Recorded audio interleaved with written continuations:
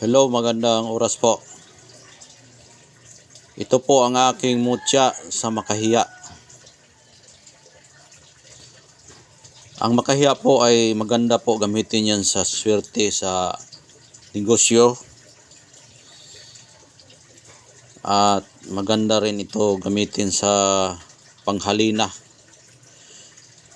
Dahil kapag dala mo itong mutya sa makahiya, kapag makakausap ka ng tao ay bigla siyang mapapiyong o hindi siya makakilos, kung baga siya ay matutulog. Yung tao na makausap mo o mahawakan kapag dala mo ito, yung tao parang natutulog. Kung nakakita kayo ng makahiya, subukan yung hawakan po yung kanyang puno, di ba? Yung kanyang dahon ay matulog yan, umagsak sa baba. Kaya kapag dala mo itong mutya niya, lahat ng tao na yung mahahawakan o anumang bagay ay matutulog po yan sa pamagitan ng birtud ng makahiya. Itong makahiya, nakita ko po ito sa puno mismo at yung ugat. Yung ugat ng makahiya, mayroon pong bato doon na nakuha ko. Ito po ay pinapalibutan po ito sa kanyang ugat, doon talaga sa pinaka dulo ng kanyang ugat. Kumbaga yung hinila mo, kung nakakita ka ng kamote, pag hila mo, yun, may laman na kamote. Maraming mga bunga ng kamote, yung kamuting bagin. Kung nakakuha na kayo niyan, ganun din ang makahiya na mutya niya. Paghila ko sa puno ng makahiya, ito po ang sumabay sa paghila ko. Ayan, at kinuha ko ito dahil nga nagtataka ako bakit may laman yung may bunga yung makahiya. Nagkuha ako ng 3 pirasong puno ng makahiya. Isa lang aking nakuha ito. Hindi ko rin inasahan na makakuha ako ng mutya ng makahiya dahil nga po yung makahiya kasi gamot po yan sa yung bughat-bughat. Sa amin kasi sa Bisaya, bughat o yung nabibinat na sobrang stress yung trabaho, nagkalagnat na at luya talaga yung kanyang lawas, pagod na pagod siya. Mas lalo na pag yung mga bagong panganak na babae, pag malayo kasi sa hospital, yon ang karamihan na ginagamit sa mga taga-bukid. Kaya nagkuha ako ng 3 puno. Paghila ko sa isa, ito po ang sumama. Hinugasan ko, yan po ay sumama. Sumama siya sa paghila ko. Tapos kinuha ko yung ugat at ito rin ang aking kinuha. At nagtataka ako bakit bato po ang kanyang ugat na may laman siya na bato. Ayan po yung laman niya. Kaya nilinisan kong maayos. Kinuha ko yung mga himulmul dito dahil nga po yung bawat ugat niya po yan. Bawat ugat niya po yan. Yan po ay nakadugtong doon sa ugat ng makahiya. At sinubukan kong pinokpok, bato talaga siya. Kaya mutya ang pangalan dito. Kaya yon ang dahilan bakit ko ito nakuha, dahil nga ginamot ko yung 3 puno ng makahiya. Ginamot ko yon. Kaya nakakuha ko ng makahiya. Kaya ngayon binilag ko, papakita ko sa inyo kung ano ang hitsura ng makahiya. Ayan po ang hitsura sa mutya ng makahiya. At kung basihan po natin ang gamit po nito, maaari po nitong igamot at pwede rin ito gamiting panghalina. Panghalina o lumay o gayuma. Alam nyo kung bakit? Dahil nga po yung makahiya po, kapag mahawakan mo yan, matutulog agad yan.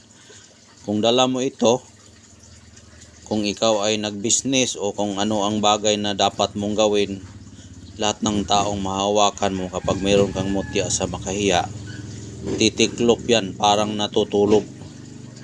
Parang natutulog yung tao kapag mahahawakan mo, kahit gaano pa yan ka tapang o kabangis, dahil nga po nakasabay siya sa birtod ng makahiya. Dahil kapag original kasi ang mutya na iyong hinahawakan, tatalab yan, tatalab yung kapangyarihan mo.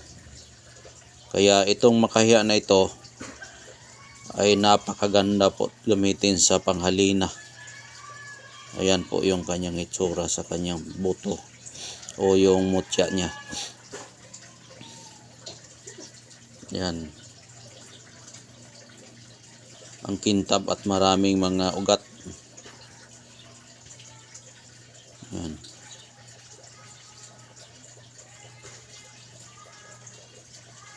Dati nakakuha ako ng makahiya, nakuha ko yon sa kanyang puno.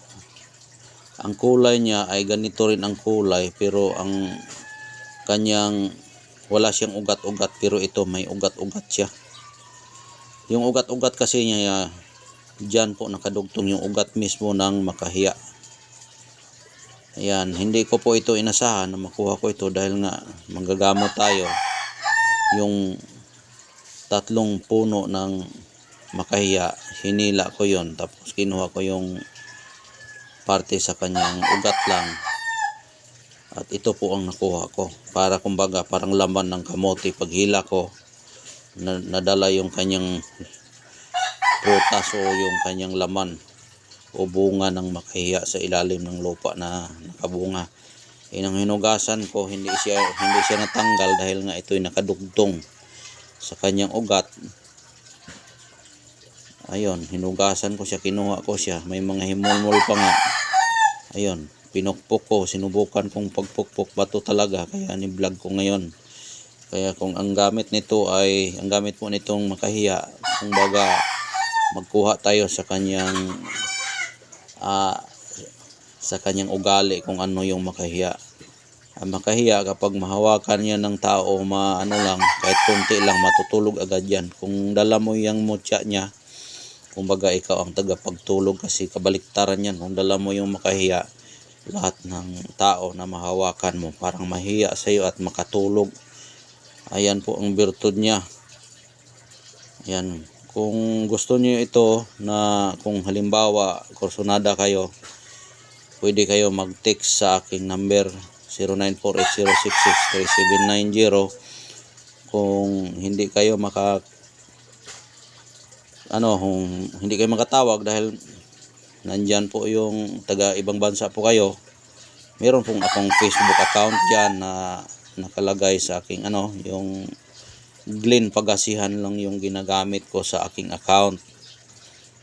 Glenn Pagasihan, mag-search kayo Glenn Pagasihan, mag-chat kayo sa akin para pag-usapan natin tungkol dito sa mutya ng makahiya. Pero huwag kayong umasa, kahit nga kayo po ay tumawag o nag-text sa akin, itatanong ko po muna itong mutya ng makahiya kung gusto ba niya ikaw na gusto nito, dahil hindi ito basta-basta na ipamigay lang o magdala sa taong mga abusado na gaya-gaya lang magdala. Kaya sayang lang yung pera ninyo kung makakuha kayo ng tinatawag na baliklimos. Tawag po yan, baliklimos. Sayang lang yung baliklimos ninyo kung hindi ninyo ito maayos pag-alaga. Ayan lang po itong aking kwento, no. Maraming salamat, at ayan po ang aking mutya ngayon sa araw po ngayon, at magandang umaga po sa inyo na hanggang ngayon ay nanatili pa rin kayong nagsubaybay sa aking channel, at nararamdaman ko na may alanganin dyan. Okay lang po. Ang importante, hindi natin ipamilit ang ating gamit na hindi sila sa atin.